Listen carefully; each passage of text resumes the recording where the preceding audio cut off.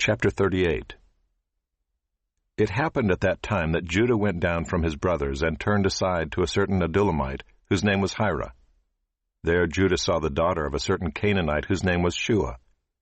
He took her and went into her, and she conceived and bore a son, and he called his name She conceived again and bore a son, and she called his name Onan. Yet again she bore a son, and she called his name Shelah. Judah was in Chezib when she bore him. And Judah took a wife for his firstborn, and her name was Tamar.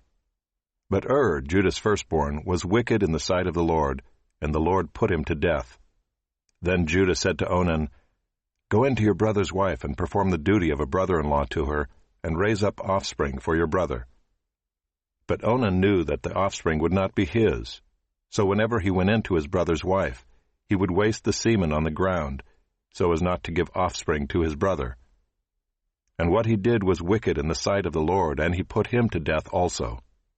Then Judah said to Tamar his daughter-in-law, Remain a widow in your father's house, till Shelah my son grows up, for he feared that he would die like his brothers.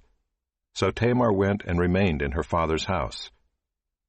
In the course of time the wife of Judah, Shua's daughter, died.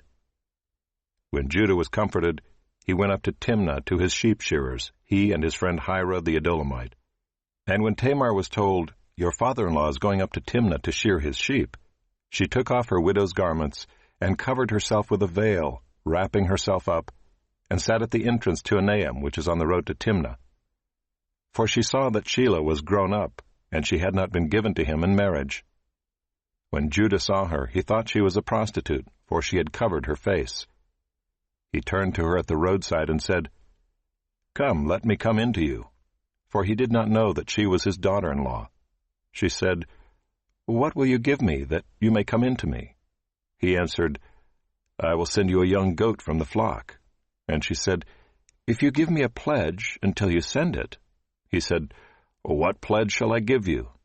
She replied, Your signet and your cord and your staff that is in your hand.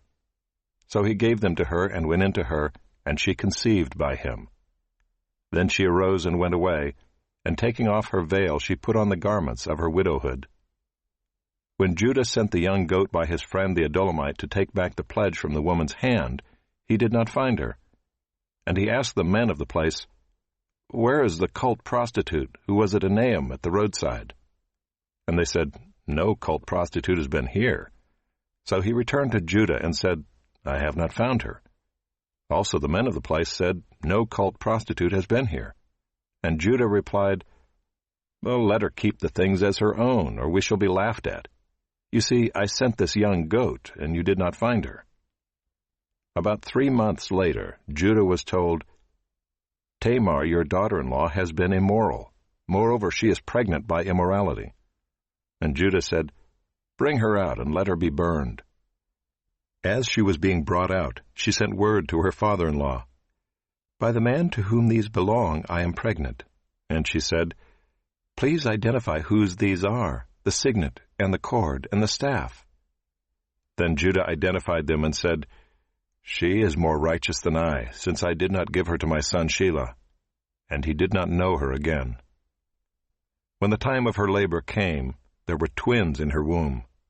And when she was in labor, one put out a hand, and the midwife took and tied a scarlet thread on his hand, saying, This one came out first. But as he drew back his hand, behold, his brother came out. And she said, What a breach you have made for yourself. Therefore his name was called Perez.